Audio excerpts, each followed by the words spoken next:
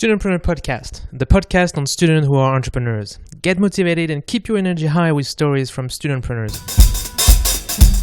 This week's podcast is sponsored by ID Network, a network of university associations run by studentpreneurs for studentpreneurs. If you don't have an ID network in your uni, reach out to www.idnetwork.com.au. IDEANETWORK. Welcome to episode 2.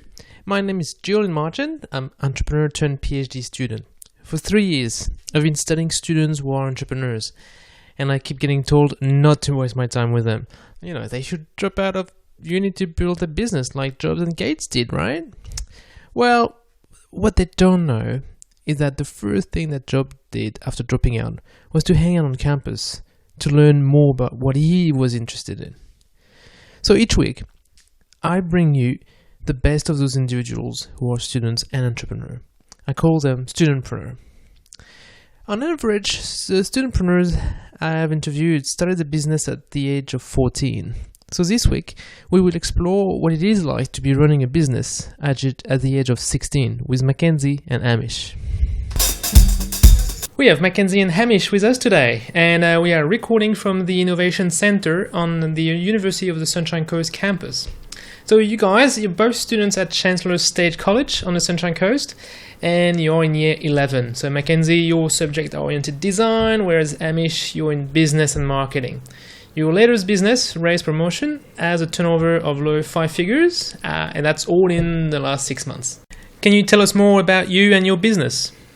My name's Mackenzie Reardon. I'm 16 and I'm a young entrepreneur with our company called Raiz Promotions. And my name's Hamish. I'm also 16 and I'm Mackenzie's partner in Raiz Promotions. Alright, and what do you do at Raiz Promotions? We produce creative and innovative products that we directly source from China to brand your company. Yeah, so we don't want to be your typical promotional company with all the typical promotions.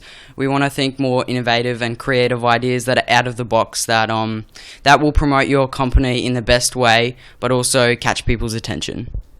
Cool. Do you want to take us through an example of your latest clients? We recently did some phone wallets for the University of the Sunshine Coast Student Guild. So they reached out to us and they were looking for some cool ideas to do for their O Week. We showed them one of our original products that we did for another company, and they thought it was really cool, so we put their logo on the back of it and then they handed it out to their students at OWEEK.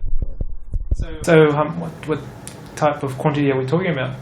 A minimum order of 1,000 with your logo on it.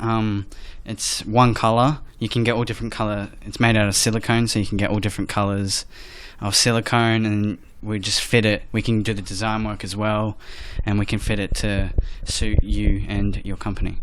And how is it to deal with a Chinese supplier? It's a good experience. Their language, when you're communicating to them through social media, typing to them, is their language is hard to interpret sometimes. It's good fun. You create a personal connection. Yeah. You're almost like friends. Friends? How old is your supplier? Well, they don't know how old we are. Good. Yeah. They don't know how, but we create a relationship and trust and community of manufacturers. Do you contact them through Skype or? Yeah, so we use Skype to contact them. Do you use a video? No. We don't use video.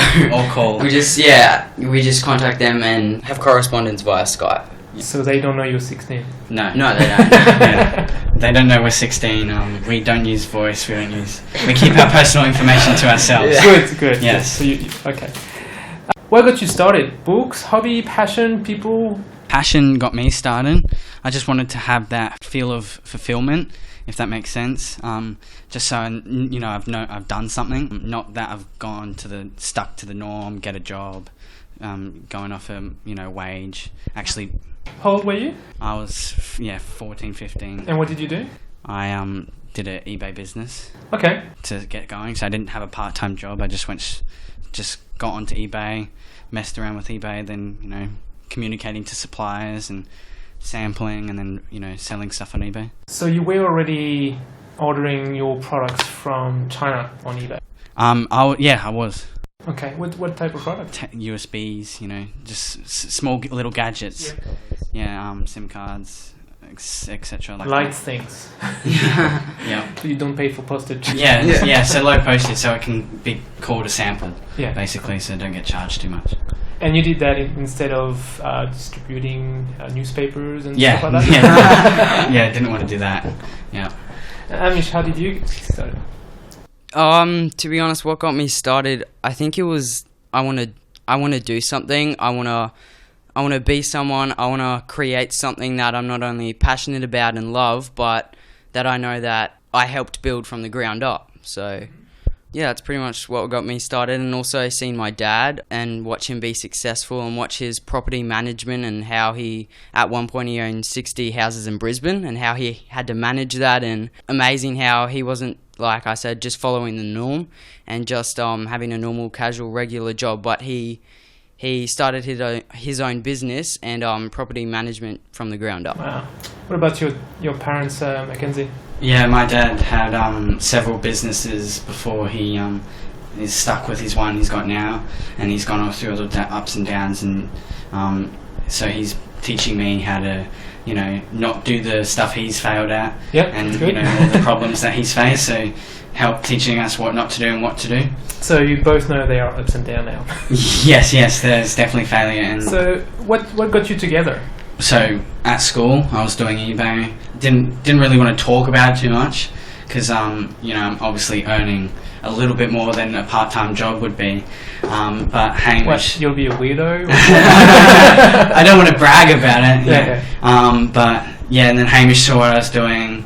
Asked to see. Were you friends before? Yeah. We had in the same class a couple of years, and he saw what I was doing, thought it was cool to get going, then we went into a partnership. Hamish, what did you think of Mackenzie when he told you his dirty little secret? Well, I've always wanted to also build something, so I was kind of following the stereotypical way of you have to leave school, get a university degree, then you have a chance of actually building something. And when I saw Macca doing it, I was like, what? Hang on a second, you can do this right now while you're at school. So I was like, rightio, I'm going to do this now. So I told Mac I was really interested in what he was doing. We're now both partnerships in Raiz Promotions, so yeah. So do you think that if you hadn't seen Mackenzie starting, you would have started straight away, or you would have waited? I probably would have waited, just because it's the typical mindset of you have to leave school, go to university, then get a degree, and then if you want to start your business, or along the lines of that. So when I saw Macca doing it, I was like, whoa, don't need university yet. I can start right now. It was just refreshing to know that someone started it as well. We had the same passion for it. So yeah, refreshing. I think that's a good word. So Mackenzie, at 16 you are a serial entrepreneur. Yes, I am. So was it useful to have your experience as an eBay business? Yeah, I definitely, that's how I incorporated it into the Raiz Promotions that I have now, with all the communicating, learning, how to do this, the best way to do it, what to watch out for, and in case of scams, Can you give an example? How do you pick up scams? How do I pick up scams? Well, you source on Alibaba. So I source from Alibaba. I look for, just for instance, they're in a chat. You're chatting on Alibaba. Yeah. They say they're from China. Yeah. If you look at their profile, one time it said originated in Nigeria. Ooh. But they're logged in China, so it looked a bit naff. And I was communicating, and he's like, "Yeah, pay right now." Pay right now. Yeah. Oh, a bit nasty. And it was, Yeah, because you don't have that much protection on Alibaba. No, you don't. They did release now this called trade insurance. Okay. So it's this free thing that the manufacturer will offer you in case anything. Not on Alibaba Express, but on Alibaba. On Alibaba, yeah. So we don't do AliExpress because they're wholesale. Yeah, they're wholesale. Alibaba's bulk orders and stuff like that. So yeah, they do insurance now. Have you lost money? Yes. To learn this? Yeah, well, the exchange rate affects us a lot. Okay. So we have to convert all the stuff we do with the manufacturers into Australian and give a flat rate cost to our customers. So there's no confusion, there's no extra, customers don't want to think about that. Yeah, so we just make it stress-free. Yeah. Yeah. Cool. So and the communication as well, I guess. Like the communication, learning. They're not there to hag you. They want to, build a business relationship, as if that's the right context to use. But the customer is different, right? Because eBay, you didn't see the customer. Yeah, it was just one customer. Now you see the customer and talk to them, and we organise meetings with our customers and show them our ideas, brainstorm, do all that sort of stuff to make it suit them. Yeah, so when we have the meetings and see our customers, they go, "Whoa, you're only 16," and so it's like, yes, we are, but here's what we've done before. Here's some good testimonials. So we assure them, but it's at the end of the day, it's great to know that you're working with business people who have experience, and also knowing that that you're respected for what you're doing. All right, the key question now. How do you manage studies and business? Well, in our company, we've set our one rule is to school is number one priority. So we make sure we notify all our teachers that we have an event coming up, we want to go, we do networking, so we tell them about ourselves, what we're doing outside of school. So today you had a networking event? Today we had a networking event. We emailed all our teachers. They already know that we're entrepreneurs. And we emailed them to say we're going to this event for the day, and we would like you to email the work that you do for this class. So you had to tell them about this recording as well? Yes. So I sent my business teacher an email saying I've got this event about trademarking. We're learning in business, so it's an educational thing. Good. And that we will be doing a podcast. And I hope your class will be listening to the podcast. Yeah, and hope our class is listening to it for inspiration. What about you, Hamish? How do you manage? Pretty much like you just find the time. I obviously email all my teachers and say I'm going to be away this day, and it's just amazing. Like in today, they really do support us. For example, my business teacher, she's really into it. She supports me as well in it. But I pretty much just find the time during the day, whether it's during the day or at night. I just work through the night if you have to. So yeah. Oh, sleep is overrated anyway. Yeah. Cool. So it looks like you've got your priorities straight. Yep. So how do you learn, and do you recommend any tools for learning? I recommend articles, audiobooks, business magazines. Like there's some free business magazines on the coast, Business Matters, and they've got some cool stuff in there. Audiobooks, listen to a lot of audiobooks, podcasts. What type of audiobooks do you do? Well, there's this one I'm going to start. It's called Rebel Entrepreneur. Okay. So that sounds cool. Rich Dad Poor Dad, I listened to that as an audiobook, which is a good read or listen. And Entrepreneur Magazine. Entrepreneur Magazine? Yep. That's a good magazine. And they got, they send you out emails every now and then of what new articles they got. Yeah. And do you find you understand everything in that, or? Some of the stuff might be a bit overwhelming for what our knowledge already has. But it does. There's some inspiring stuff, like some stuff that you have to, read. That will help your business. What about you, Hamish? I listen to audiobooks as I don't like reading as well. So, and YouTube videos. I also like TV shows like Shark Tank, where recently a 14-year-old pitched his ideas to 5 people who collectively are worth more than $1 billion. So, that's also good. You're talking about the Australian version of Shark Tank. Australian version of Shark Tank. So, it's pretty much videos, audiobooks, TV shows, and I just try and get as much knowledge as I can. And TED Talks. They're really good. Yeah, TED Talks are the best. Yeah. Love TED Talks. Anything on YouTube? Hamish, you mentioned YouTube. Is there a channel that you listen to? Or? Pretty much TED Talks as well. I just pretty much just Google, or in the search bar on YouTube, I read Richard Branson's. I watched a couple of his videos, how he started. There's no specific one, but I just research entrepreneurial journeys, how to start your own business, and it just gives you some really good videos and tutorials on what to do. Is there any other good things you saw on Shark Tank? So one of the people that inspires me and that I look up to is one of the Shark Tank judges, Janine Alice, and I really like her story of how she wanted to find an alternative or make healthy eating options available, and how she started her business and then how it went down, and then she moved into a one-bedroom apartment with her family, and then how her journey on building her empire to the massive company it is today. Yeah, in Australia, Boost Juice is the big juice company. Like, there's a lot of franchises around Australia. Yeah. Fresh juices. The best. Good stories. All right, and in terms of support, who do you rely on and how did you find them? Community, mentor, tutor, whatever? For support-wise, we're working with the Innovation Centre and Dean Al, the entrepreneur in residence, as well as you. It's just great getting guidance, and also from my parents. You can learn a lot from your parents, as I reluctantly say that. Yeah, they have, my dad's been in property management and investment, and he has a wealth of knowledge that he has, and it's just great to, when you're stuck in a situation or you don't know what to do, they usually have some shortcuts or great advice to give you just to keep you going, and yeah. Yeah, to keep you going, it's already a big thing. Yep. What about you, Mackenzie? Well, at the moment, my dad is mentoring Hamish and I on our company. Oh, good. So our Raiz Promotions company. So he, we have regular monthly board meetings, and he comes in and discuss where we're at, what's next, and all that important stuff.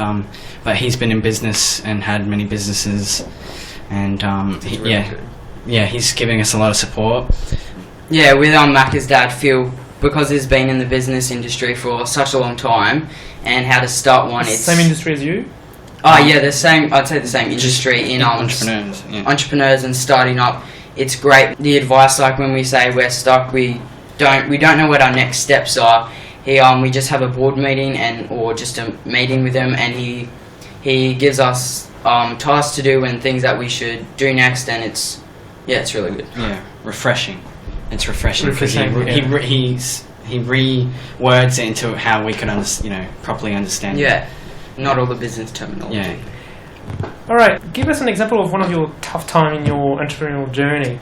Okay. Well, one of the tough times we have at the moment is where to go next. So we want to we want to get out there, get some business in, and knowing what to do and the right way to do it is the key thing that we want to learn and get a hand of to get out there.